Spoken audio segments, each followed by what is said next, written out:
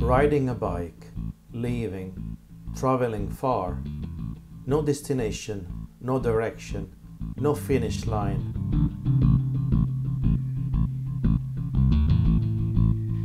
I set out with the intention of reaching southern Sweden from Stockholm. Stockholm is the capital of Sweden and is large enough to show evidence of a big city life. I wonder how the city is representative for its own country. Not really, I would say. The city is certainly not the world's busiest capital, but it's not a small place either. For some, commuting can take hours, as the city sprawls for miles and miles.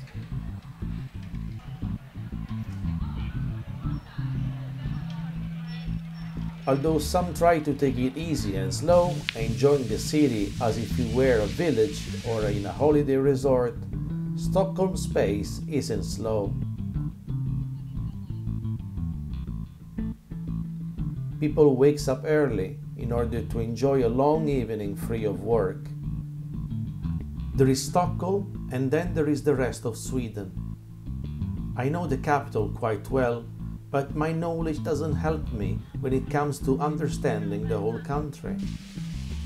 And that's why I wanted to cycle a large portion of this land, trying to understand its essence, at least from a cycling perspective.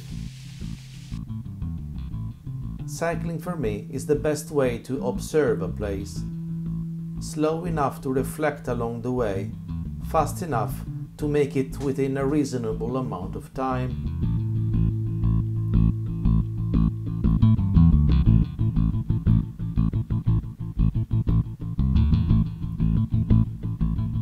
So off we go. I have identified a goal, and goal number 1 is going somewhere else, possibly south, crossing Sweden. Have a couple of weeks for myself, alone. I want to close the door and ride my bike. No trains, no planes. The first day was a dance with thunderstorms. Grab your rain gear, put it on, put it away. Prepare it for the rain, let the clouds pass away. Anticipate the rain, avoid the storm.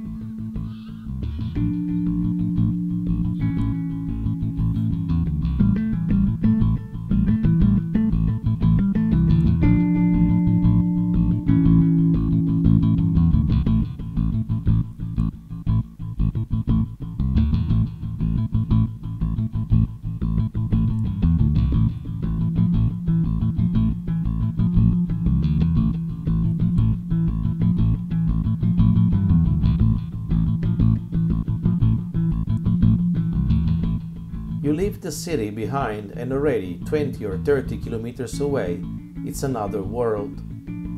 People here are working the land. No office place. The traffic is light. The rhythm is slow. Outside Stockholm, you realize how sparsely populated this country is. The amount of space between cities, people and events is significant. And Sweden is big. It is slightly larger than California. About 10 million people live here, which is the population of the Los Angeles metropolitan area. Sweden is also known for its northern location.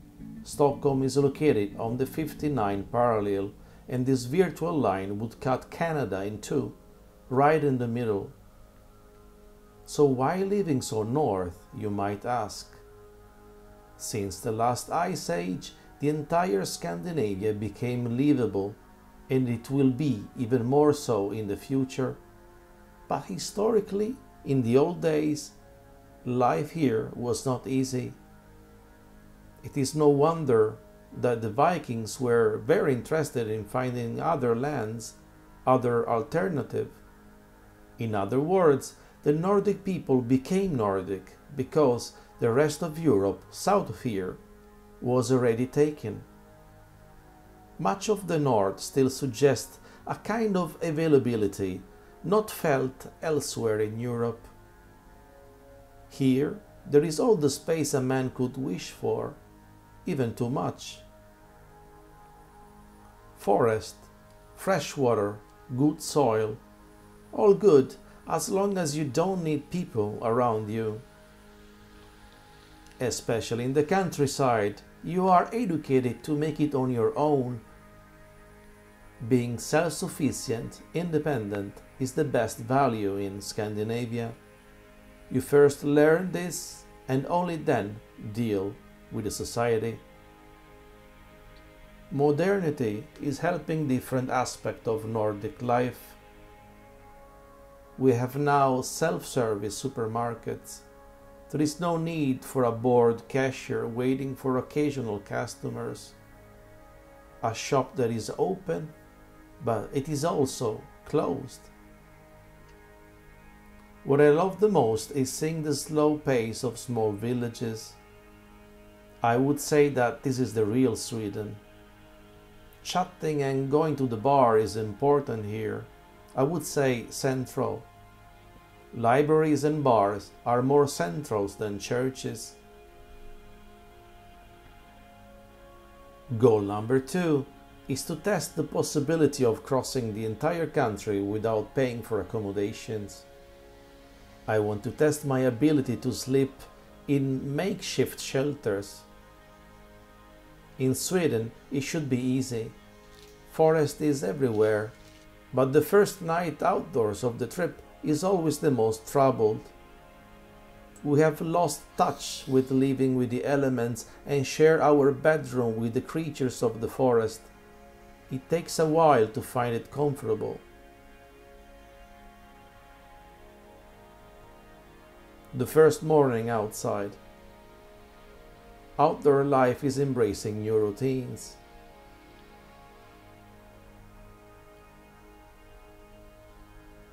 There is something very typical about Swedish solitude.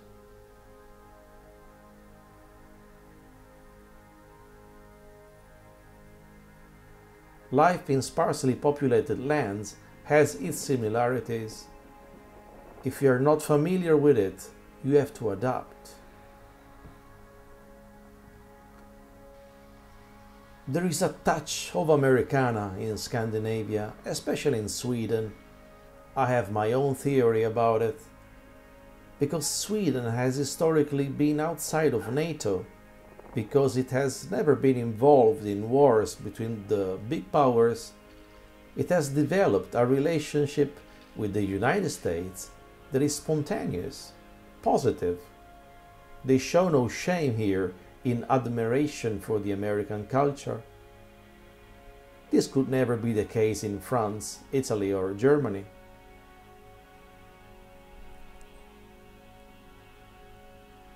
Another goal number 3, is mileage, increasing my daily average. It seems easy to do on paper, but condition needs to be on my side. The wind is probably the most important factor out there.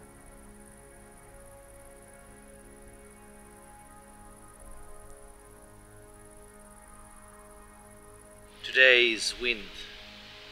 Wind is the problem, and it's almost headwind. So hopefully I'll cycle 70k and not 90 or 100 as planned. Yeah, but it's part of the bike touring, you know. You're gonna get it. The sooner or the later is gonna be a headwind day. Once a week at least, even more than that. So, lunchtime. This is very practical for while touring.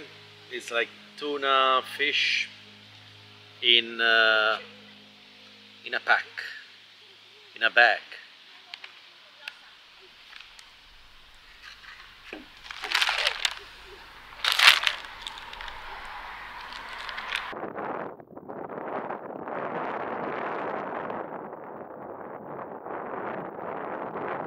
The small towns of Europe, places with only one supermarket. I am fascinated by the scale of this lifestyle. Imagine your town without a cinema, a cultural center, a bar, a nightlife. Imagine it without strangers, visitors, or tourists. I often ask myself questions about it. What if I were in their shoes? I love to observe the small towns during my lunch breaks, and I love to take my lunch breaks while watching something. A sort of live streaming TV.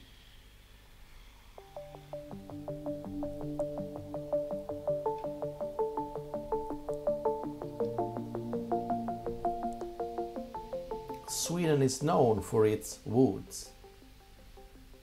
The far northern hemisphere is all about forest.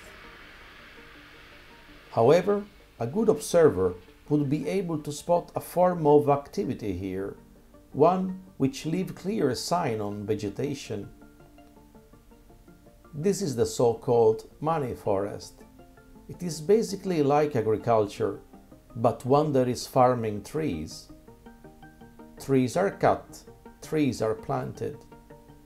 It is certainly damaging the natural environment, but which human activity doesn't do that? Furthermore, wood is preferable to other materials when available.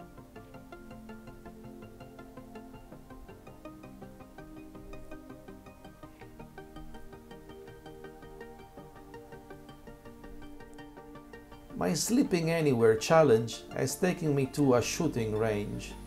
I'm gonna sleep here tonight, and this is a shooting range. A man with a bicycle, probably a pensioner, told me that this place is not in use anymore, as it is too close to new development. So I shouldn't expect anybody tomorrow morning. However, there are many signs that this place is still used.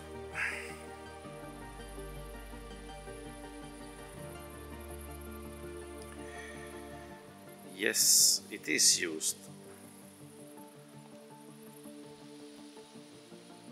So what does it mean abandoned? I frankly don't know. It doesn't say that it's forbidden to be here. It seems to be an association. They only say that it is forbidden to shoot outside the opening hours or without authorization. Well, I'm not shooting.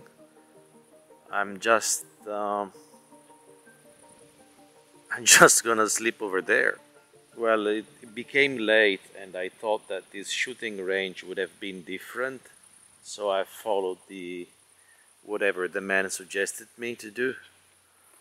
Well, still windy, but pleasant night, shouldn't be cold. Therefore, a place like that, it helps me not to set the tent, which I'm lazy. I prefer not to have a tent. And that's it. Yeah, day 2 is about to be over. 80 kilometers, thereabout, 83. Not the distance that I wanted. What can I do? Headwinds. Anyway, I'm gonna have dinner and then it's gonna be bedtime over here. So, and I hope no night visitors. I really hope that.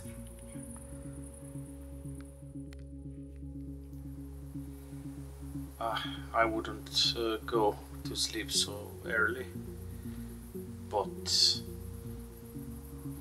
you know, it's the only place without mosquitoes, and I have my net on my face, and eventually I can cover up all my head. If you don't have a good relation with mosquitoes, don't come to Scandinavia, whether it's Sweden or Finland. I mean, it's the same. It's unbearable. I have a merino sweater, and they managed to bite me through. Yeah, the tent would have been better, right? I have to look for electricity as my power bank is running out, and my power bank is supplying energy to everything basically, so I need to get closer to civilization, or at least like staying long time in a restaurant or a cafe, or probably a gas station will do.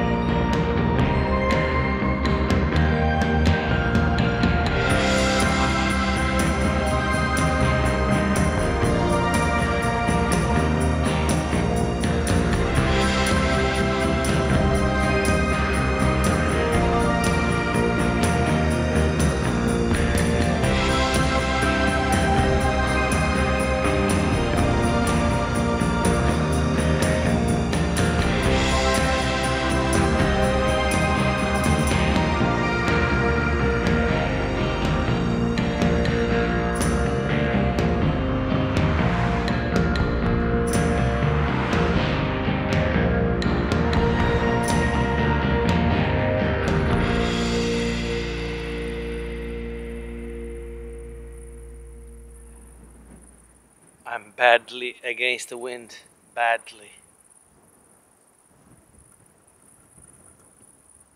That's a pity, you know. I'm pushing hard since early in the morning, but result-wise, depressing.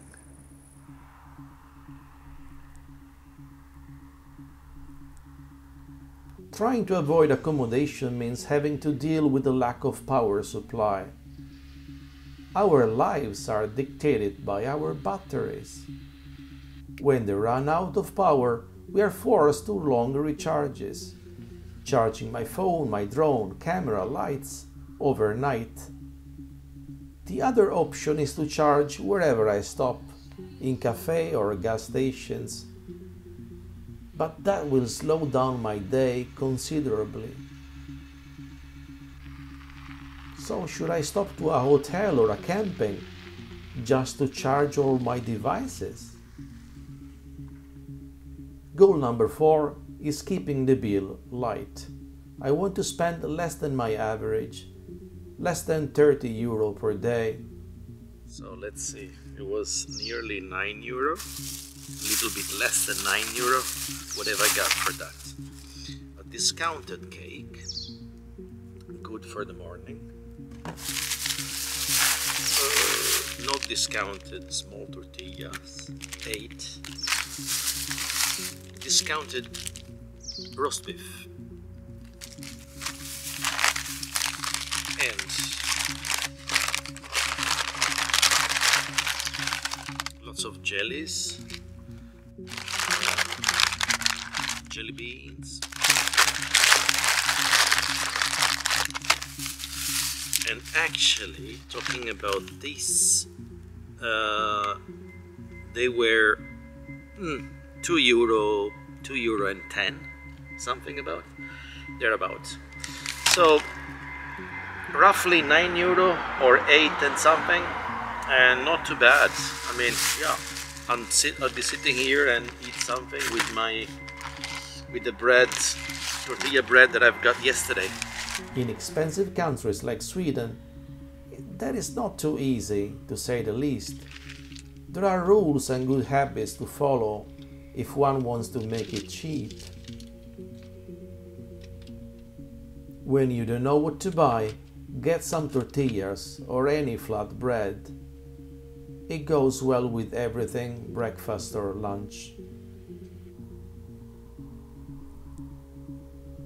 Take your time, all the time you want. Have a look around. Churches and graveyards are perfect for getting some water. Nobody really cares here. Water is there to be used.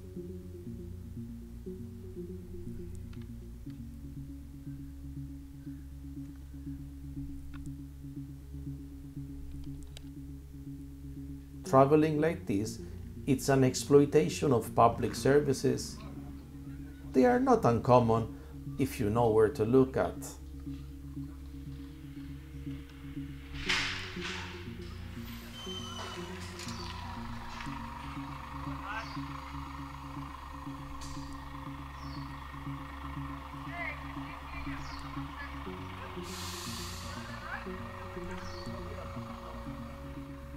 Life is really slow in the Swedish countryside, which is not too bad. It is meaningful when there is so much beauty around. Summer is the season for washing carpets, among the other things. It is interesting to see how few people are included in my films here in Sweden. My camera is running and no one gets trapped in.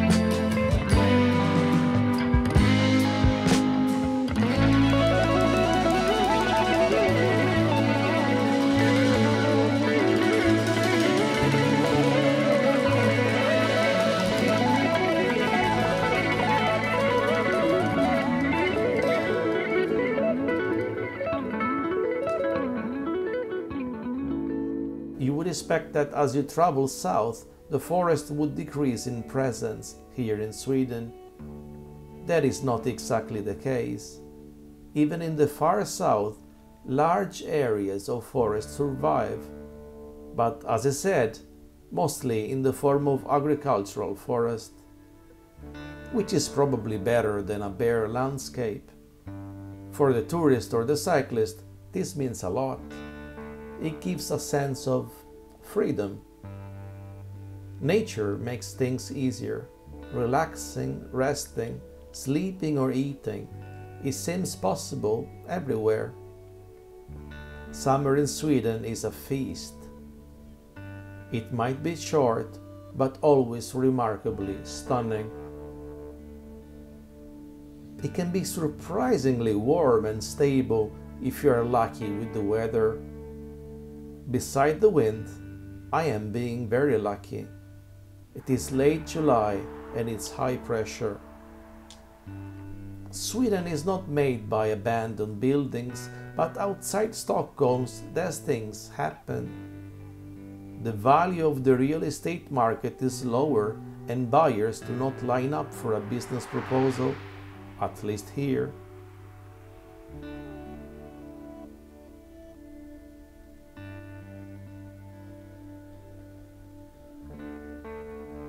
So, knowing that Sweden is pretty much all represented by these images, these conditions, unless you go to the mountains or Lapland, how can you best define riding a bike in Sweden?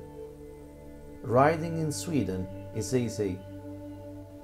I have an affection for this land, of course, but if things had turned difficult, I would have said so.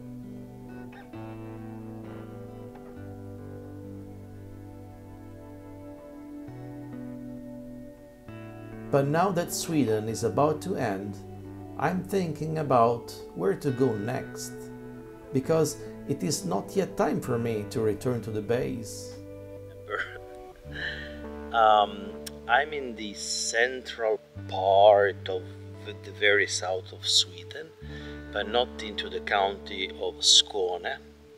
So technically this is not what they call south of Sweden, but indeed we are. So it's my day 6 and I'm in a nature reserve, as you can see from the environment. It looks like everywhere in the central South Sweden. One can argue that you don't need to see the whole country, as a couple of days like this it will give you a good picture. Well, actually it will give you a good picture of Finland too. Having said that, this freedom of camping, freedom of setting up your tent, sleeping with your sleeping bed wherever you like, in any bench, in any picnic table, the fact that private property is not so regulated, or it is not an obstacle for those who are walking or cycling, make Sweden one of the best country in the world when it comes to the freedom of access. And bike-wise, especially if you're considering bike touring, this possibility to camp wherever you like, easy access to water, it's a big plus. Is this gonna about to end? I'm not sure, because like tomorrow I could cross Denmark with a little ferry, a short ferry. And Denmark should guarantee me this kind of lifestyle, which is also decently cheap.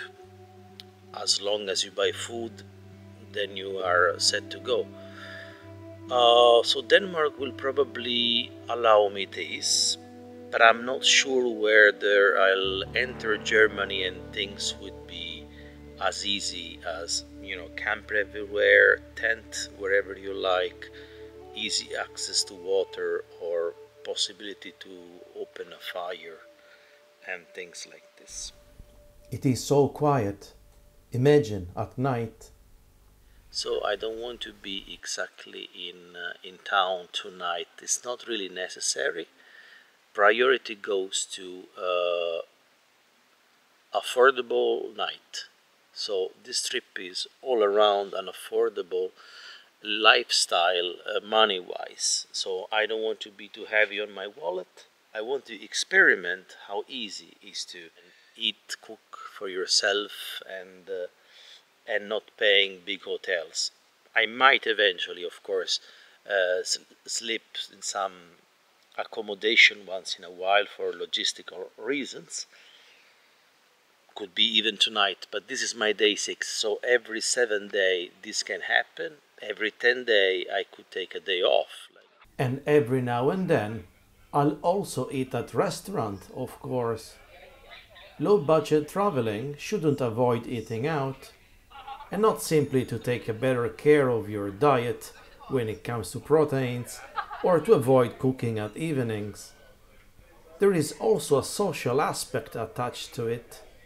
I want to experience the local food, the local people, or simply the lokalerna, which in Swedish means the premises, the physicality of the restaurants and bars.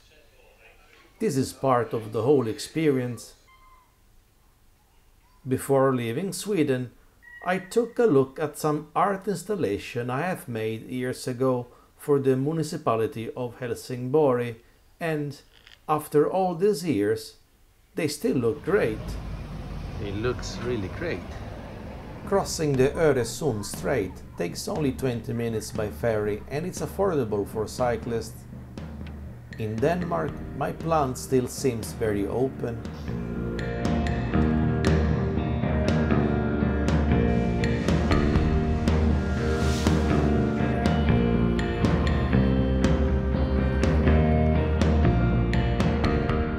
Here I had to reorganize and think about where to sleep. Will it be easy as Sweden?